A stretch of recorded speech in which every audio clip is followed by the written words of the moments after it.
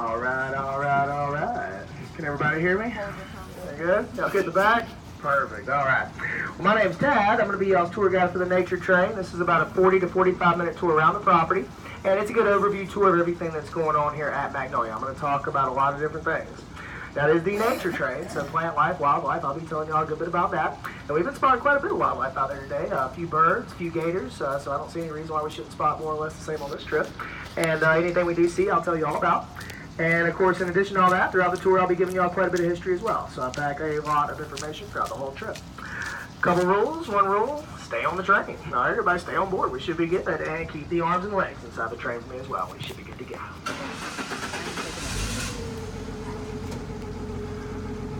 Alright, we have life. Well, let's take us a little train ride, shall we? With no train tracks.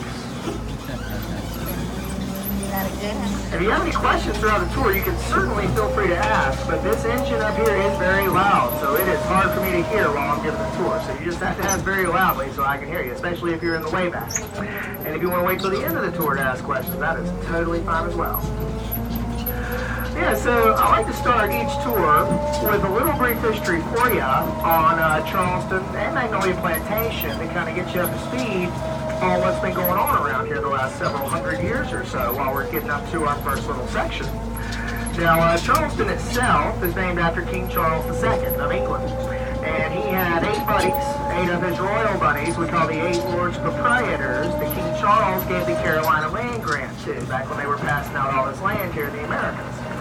So they took that land grant, settlers packed up shop in England across the Atlantic Ocean, and they finally hit the Americas in this area in 1670. And they settled originally west of the Ashley River at a place that is now called Charlestown Landing. Now, these early settlers, they tried to grow a few things to start out with to see what would grow well here in this environment, something they could mass produce to, sell and make a little money off of. And they tried oranges, which they had seen grow in Florida. They didn't grow so well here, though. They also tried tea, olives, a few other things, but none of that really took off quite like rice did. Rice grows very well in this environment, and Charleston was a major exporter of rice back in the day and made a ton of money doing it. But also rice, very important to Magnolia Plantation. This is an old rice plantation that you're on. And they were growing rice on this property from the early 1700s on up until the 1860s, right after the Civil War. And I'll be telling you much more about that rice production later in our tour when we come around to one of the old rice fields. I do want to give you a little information, though, on the origins of Magnolia Plantation. This land you're on was originally purchased by a gentleman named Stephen Fox way back in 1676. And he bought this land for 50 pounds of sterling. Stephen Fox, he had a daughter named Anne Fox, who would eventually marry a guy named Thomas Drake, and of course she would then become Anne Drake. When her father Stephen died in 1706, this land would then pass to them, the Drakes, and they still own it. We're actually in the 12th generation of Drakes in Old Magnolia, still in that same family, very old. Now, I did get up to around 2,000 acres out here at one point. Today, there are only about 500 acres out here, and I'll tell you the reason for that. I do want to point out a couple of turtles you'll see right off the edge of the bank here. We're going to see a bunch more of these along our trail, but those are yellow-bellied sliding turtles. There's 2 small ones right off the edge of the bank. And they get much larger than that. They get to be about the size of a basketball out here. Not quite as round, of course. Think about a basketball with a flat bottom, but they do get quite large. And in captivity, those turtles can live to be around 25 to 30 years old. In captivity. Now, out here in the wild, they might not make it that long, because, of course, alligators will eat turtles. But if they have a tank to grow up in, they'll live to a ripe old age. And a lot of people that have pet turtles will have those yellow-bellied sliders as pets. And like I said, we'll see quite a few more of those along our trail. There are only about 500 acres out here today, and that's because the Reverend John Drayton was the plantation owner during the Civil War. And he made the mistake of investing in Confederate stocks and bonds, which of course we know the Confederacy lost the Civil War, leaving all of that completely worthless and putting him in quite a bit of debt. Not to mention that the Union Army also burned down his plantation house. So after the war, to get out of debt and rebuild his house, John Drayton sold 1,500 acres of this land to a phosphate mining company.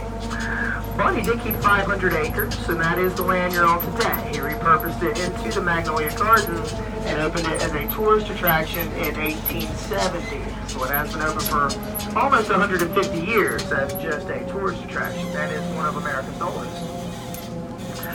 Alright, this is Ravenswood Pond we're coming up to right here. This is where we're going to spot a good bit of wildlife on the tour. Now, I never really know for sure what we might spot out here. I can't predict or control the wildlife, so we're just going to kind of cruise through here and see what we can spot.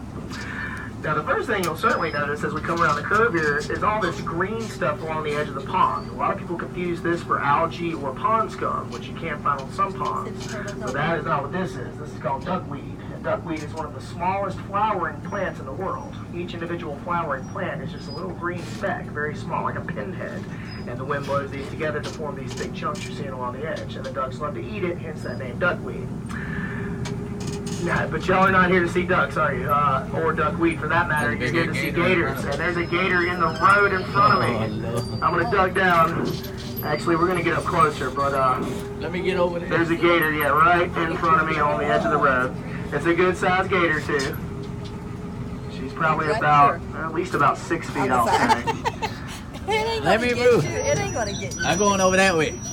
I'm trying to get over as far as I can to the right, but she's not moving for me right now. Come on, darling. Let's see what this is actually a mother gator. Her babies are right on the edge of the bank right here. You can see the babies coming out.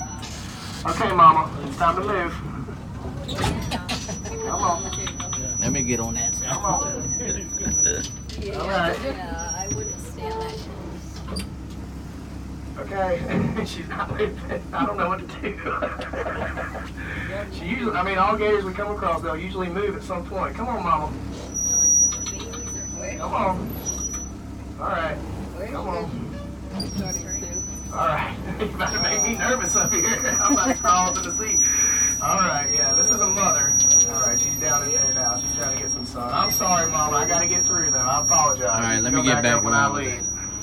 Yeah, I saw one of her little babies. They're hard to see her babies. The babies are tucked underneath the bank, so we rarely ever see those, but she is the mother.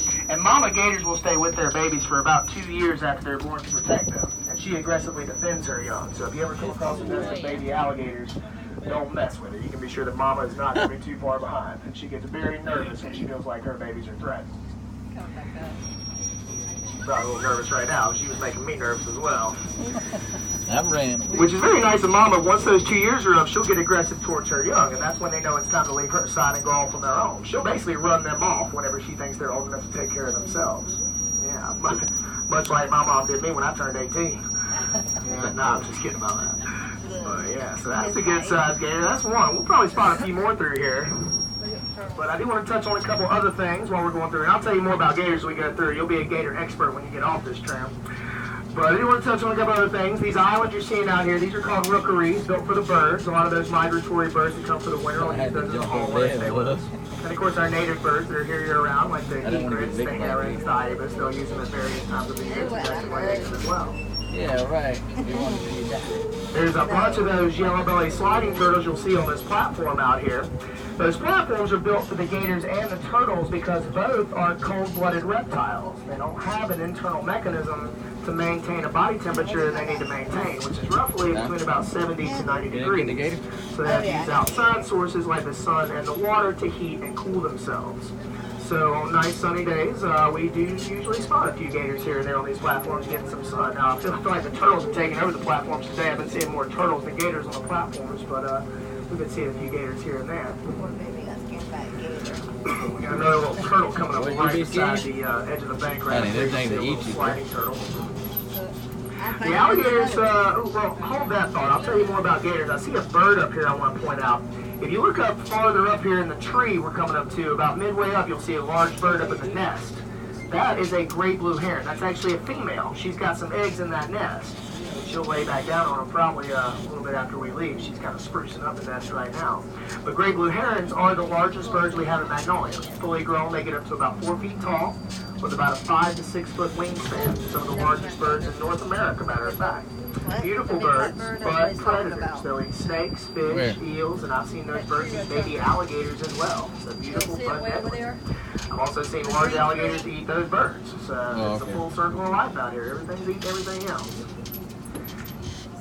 And when they hunt, what great blue herons will do normally is just stand very still on a bank near the water or in shallow water, and they'll just wait. Kind of like when you go fishing. They'll just wait for a snake, fish, whatever to come near, and then just pluck it out of the water very quickly. Very patient hunters. Or very lazy, however you want to look at it. But I guess whatever gets the job done, right? The gators do get quite large. Female gators fully grown will get up to be around 9 to 10 feet long and weigh anywhere from 300 to 600 pounds. Male alligators can get larger. They can get up to around 13, 14 feet and weigh anywhere from 600 to 1,000 pounds, or possibly even more, but they actually will grow their whole life until they die. So it does depend a lot on how old a gator gets as to how large it'll get. And I'll tell you more about that in a second. I want to point out on the right side, you'll see a large white bird over there. That is a great egret. That's the second largest bird we have in Magnolia, behind the great blue heron. Great egrets will usually get up to about 3.5 feet tall. Very similar to great blue herons, pretty much the same diet and similar hunting style. Although I will say great egrets are known to be a little bit more mobile when they hunt. You can see this one's kind of wading around in the water a little bit. Herons will usually just stand very, very still. Turtle. And great egrets will usually live to be about 20 years old. I think the oldest on record got up to about 22 years old. Great blue herons usually about 18 or so. But yeah, it does depend on how old a gator gets as to how large it'll get. And normally alligators will live to be between about 40 to 50 years old. And that's pretty standard for a gator. It can vary though, of course, it depends a lot on their diet and environment. And if they do get past their 50s, they can eventually hit larger sizes than what I gave you. There are records of male gators getting over 15 feet. There was actually one they caught in Alabama that's several years ago now, but it's still one of the largest caught in recent records. They clocked in at 15 foot 10 inches, so almost 16 feet for that big fella. I don't know what they're feeding their alligators in Alabama, but it is pretty rare to see one get that big, almost 16 feet. But that one did, so it can happen. We got another gator right off the bank. It just jumped off the bank, matter of fact, right there in the water. That's about the same size as the large one we saw back there. The best way to tell how long an alligator is when all you can see is the head of the gator in the water is to jump in and measure it. No takers on that? No, I'm totally kidding. Don't ever do that. No, what you can do though, and this is not an exact science, but what you can do, because a lot of times all you'll see is just the head in the water, find the tip of the nose of the alligator, follow the tip of the nose up to where the eyes are at. The eyes and the nose will stick above the rest of the head, so you can usually pinpoint those two spots. What you want to do is guesstimate in inches the length from the nose to the eyes and then convert that to feet.